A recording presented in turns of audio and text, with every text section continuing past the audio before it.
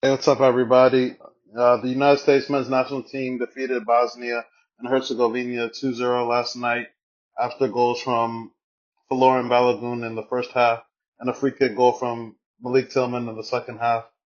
USA cruised through this match and were pretty comfortable. Bosnia didn't offer much.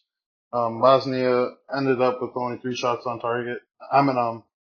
Three shots on target and 10 shots on total, but a lot of it came after being a man up after Balogun was sent off for stomping on a player's foot.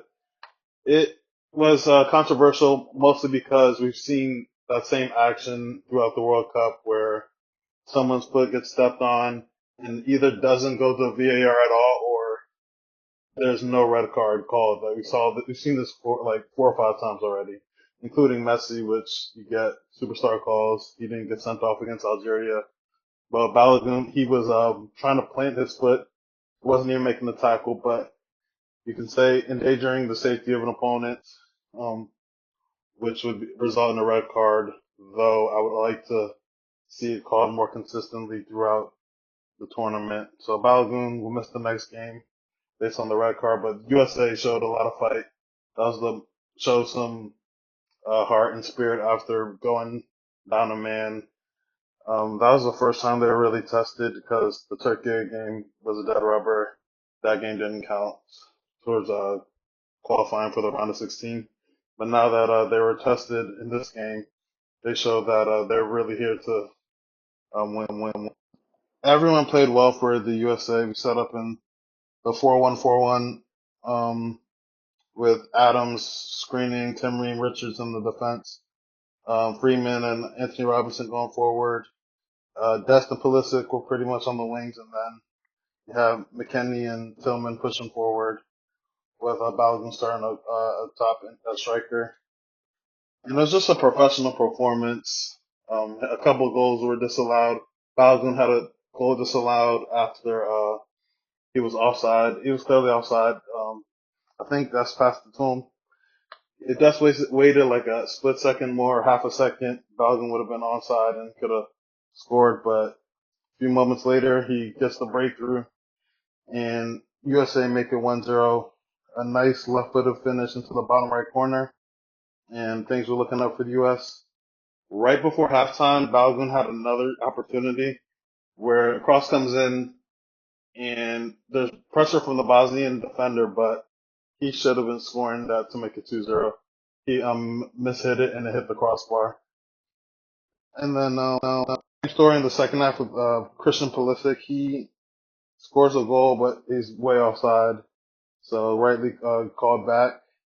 And then in the 82nd minute, USA get a free kick outside, about 22 yards, I would say, on the left side. And Tillman, he chips it over the wall and into the top left corner. Goalie gets a piece of it, couldn't save it. USA up 2-0. Where I was watching, everybody erupted, and it was great to see.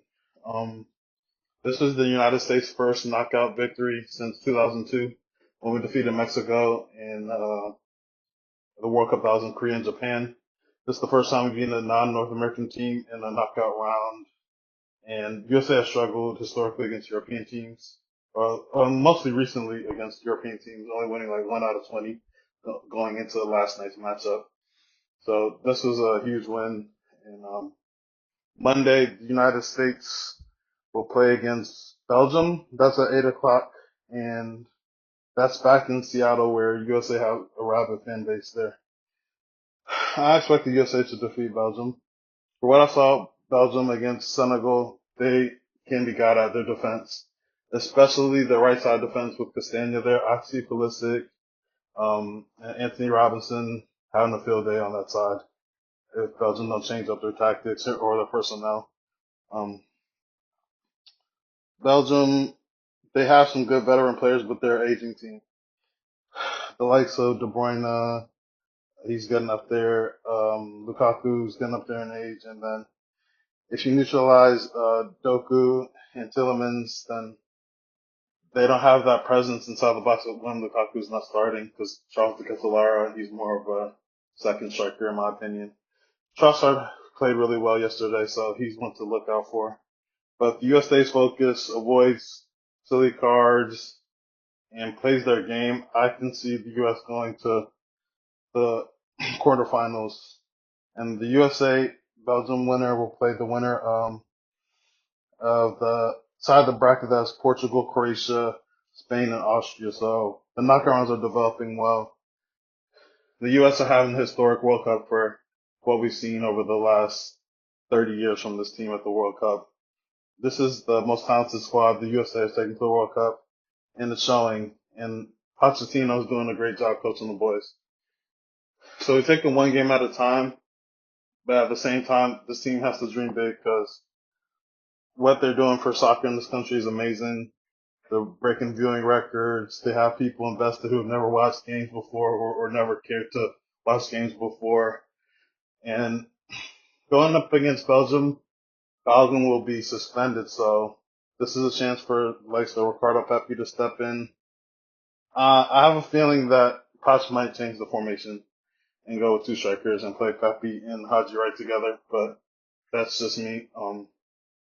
Yeah, I have a feeling he'll change things up, and I think we'll have a big game from Weston McKennie and Christian Pulisic because they're hungry for success right now. In the knockout stages, there's little room for error. There's such a small margin for error, and one bad game and you're out of there and not eliminated. So USA just gotta stay focused. Our defense hasn't been tested much, but that's because our press has really swarmed other teams and kept them from being able to do anything against Matt Freese and goal. Matt Freese has made a couple saves when called upon, but Belgium will definitely test the USA more than Paraguay have, more than Australia have, and more than Bosnia did last night.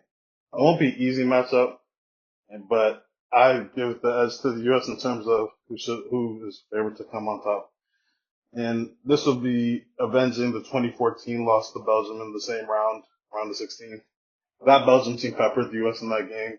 The US had a chance to win on the Wanderlust missed late in regulation, and Tim Howard broke the record for most saves in one game.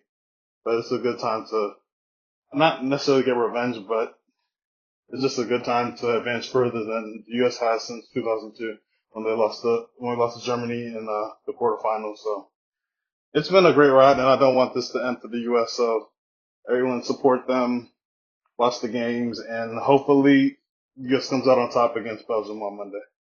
All right, I'm out.